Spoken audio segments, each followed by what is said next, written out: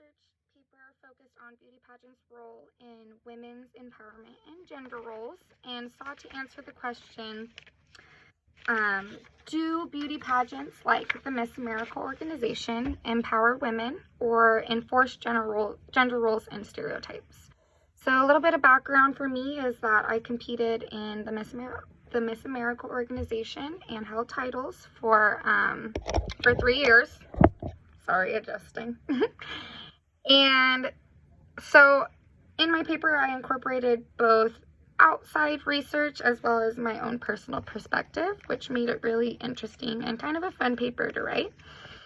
The first thing that I looked at was age factors in childhood development. So the age at which, the age restraints of competing in these pageants and the implications that competing in these pageants, adhering to unhealthy sleep schedules, by teaching, and prioritizing physical appearance and femininity at a young age, what this means for young girls, and also by teaching that these are the most valuable attributes that a woman can have, and assigning agency to that notion using titles, cash prizes, advancement, basically rewarding that behavior, what that means and the effects that it has from an early developmental age. The next section that I looked at was claims versus reality. So according to Miss America or Miss Universe, what they claim to do for women, they claim they empower women, they help with public speaking skills, help them gain friendships, give them scholarship money to empower them to further their education, all these things, and then what actually happens. So my first-hand experience, various scandals that have happened, and then about kind of what is just known amongst the community versus what they say. So, for example, you don't have to, Miss America always focuses, you don't have to do any of it. You don't have to get your teeth whitened. You don't have to get a spray tan. You don't have to have long, beautiful, flowing hair. You don't have to be twig thin. All these things, you don't have to do them. However, if you didn't do them, it would seriously hinder your ability to win, and that's why everyone does. So what actually happens versus what they say they're trying to do. The next thing that I looked at was the correlation. Oh, sorry, backtrack. Within that, I also talked about the elimination of the swimsuit portion of the competition by the Miss America organization, which is huge, and was done with the appointment of a new board of women and the new CEO, Mrs. Carlson, after the old executive CEO, Sam Haskell, was removed for a scandal, basically emails leaked showing that he was misogynistic. He called Mallory Hagan, Miss America 2013, fat and gross, and was just overall a terrible person running this a terrible man running this organization filled with women.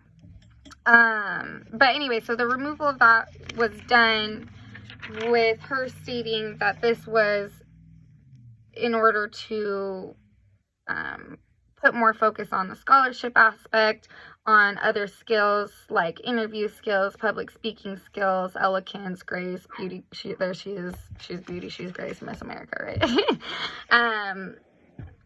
But my argument is that there's still so many other elements of competition, for example, evening gown, talent, even interview and onstage question, that you still are expected to be essentially the perfect woman, graceful, intelligent, beautiful. All these expectations that society has, these gendered expectations, are still prevalent in every aspect of competition, just in the competition itself, in beauty pageants. It just goes along with it. And so I honestly think that because of that, while Miss America is trying to make strides, I'm not sure it's enough. The last thing I looked at was the correlation between competing in these pageants and developing or having eating disorders, mental health disorders, depression, body dysmorphia, various things like that. And there were a couple of really interesting studies conducted that gave some pretty shocking results correlating female beauty pageant contestants with having warped views of their warped body image, essentially, with almost 6% reporting having already been diagnosed with depression. 57% they were actively trying to lose weight, and almost half reported wanting to be thinner. So the idea is that these women are drilled in at a very young age, and the implications carry on throughout their lives. I think that it illustrates how these pageants encourage contestants to conform to conventional beauty standards in order to win, which directly relates to self-esteem. So part of this study said that they found that increased levels of competition directly related to higher self-esteem scores. That's Thompson.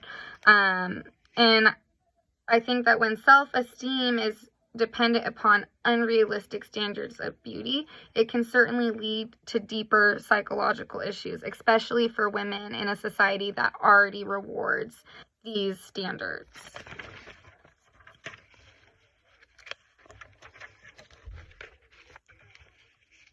Lastly, I talked about empowerment versus benefit.